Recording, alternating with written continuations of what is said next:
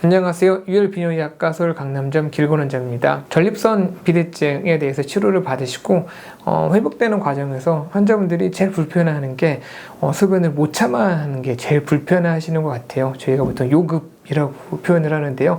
오늘은 이 요급이 과연 왜 생겼고 또 빨리 호전시키기 위해서는 우리가 무엇을 해야 하는지에 대해서 저희가 설명을 좀 드리도록 하겠습니다. 전립선이라는 장기는 우리 몸에 있는 내장에 있는 내장장기라고 생각하면 되십니다. 피부처럼 감각이 예민하지 않습니다. 그래서 얘네들은 어딘가 불편하면은 이 불편한 것에 대해서 요의감 형태를 느낍니다. 이제 살에 들린다, 뭔가 들어가면은 내가 그 기침을 하고 해서 뭔가 뱉어내는 목적을 하잖아요. 그런 것처럼 방광에 뭔가 불편한 게 있으면 이 불편한 거에 대해서 자꾸 밖으로 비워내기 위해서 소변을 보려고 하는 그 요급이라는 형태의 자극이 생깁니다. 전립선을 수술하게 되면 생기는 건 어쩔 수 없습니다. 왜냐면 수술하면 상처가 생길 수밖에 없거든요. 그러면 전립선을 치료하는 방법이 우리가 간단하게 시술이라는 것들이 있고요.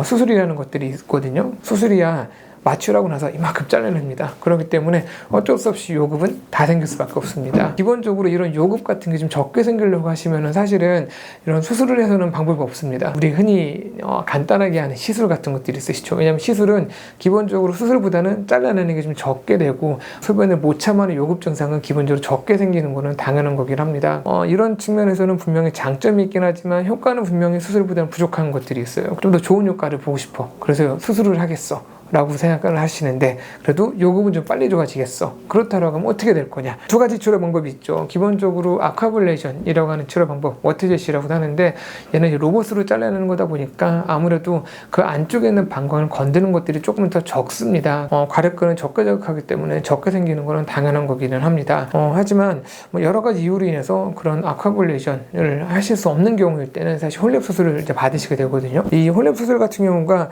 사실 효과라는 측면에서 너무 좋긴 한데 사실 홀랩술은 어쩔 수 없이 요급이라는 것들이 조금 있는 편이기는 합니다. 아무래도 술자의 경험도 좀 중요한 것 같긴 합니다. 저도 예전에는 홀랩 수술할 때 보면 좀 더 요급이라든가 빈뇨나 이런 것들이 좀 더 오래 갔던 것 같거든요. 홀랩 수술도 이제 술기가 늘고 좀 경험이 늘고 하다 보니까 과거보다는 좀 괄약근 쪽을 최대한 적게 건들면서 수술을 하게 돼서 사실 요새는 저희가 수술하고 나서 괄약근 쪽을 많이 건드려서 사실 요급이라든가 빈뇨가 생기는 것 같지는 않아요. 어떤 기구를 가지고 어떤 방식으로 수술하느냐도 중요하긴 하지만 요새는 그런 홀랩에 대한 그런 수술적인 방법들이 요새 많이 공유가 되고 거의 많은 분들이 거의 비슷한 방식으로 수술을 하는 것 같습니다. 그래서 어느 정도 수술의 경험이 있으신 분들은 사실 홀랩 수술 이후에 그런 느끼는 회복이나 이런 것에 의해서는 사실 큰 차이가 나는 것 같지는 않습니다. 하지만 요새는 제가 더 느끼는 거는 수술 이후에 환자분들이 내가 좀 더 전립선 수술 부위를 빨리 회복시키기 위한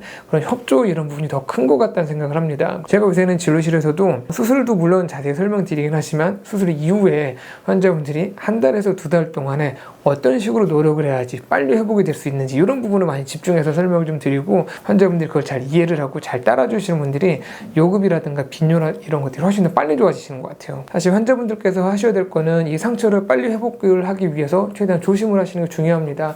저희가 보통 한 달 정도간은 심한 활동 하지 마세요 라고 얘기를 하지만 사실 그렇다고 해서 한 달 이후부터 어느 순간부터 갑자기 또 활동을 많이 하면은 또 상처가 회복하다가 또 나쁠 수도 있거든요. 결국은 이런 것들이 요급이나 빈뇨가 좋아지다가 다시 나빠지는 상황이 되시니까요. 아마 수술 이후에 최대한 내가 좀 안정을 좀 더 길게 가져가려고 하시는 게 좋고 내가 많이 움직인다고 하더라도 물론 요급이 생기는 건 아니지만 분명히 똑같은 분의 경우에 내가 그런 활동을 조심했느냐 안 했느냐가 그런 수술 이후에 내가 빨리 회복이 되고 내가 수술 이후에 배뇨 증상이 빨리 편해지는지 굉장히 중요한 부분이시니까요. 잘 알고 있는 게 좋을 것 같습니다. 제가 다음번 영상에서는 어떻게 하면은 조금 더 그런 것들이 빨리 좋아지게 할 수 있는 그런 세세한 노하우나 이런 것들도 같이 한번 얘기 드릴 테니까요. 한번 그런 것도 한번 같이 참고해 보시면 수술을 받으실 분들 입장에서는 좀 많이 도움이 되실 것 같습니다.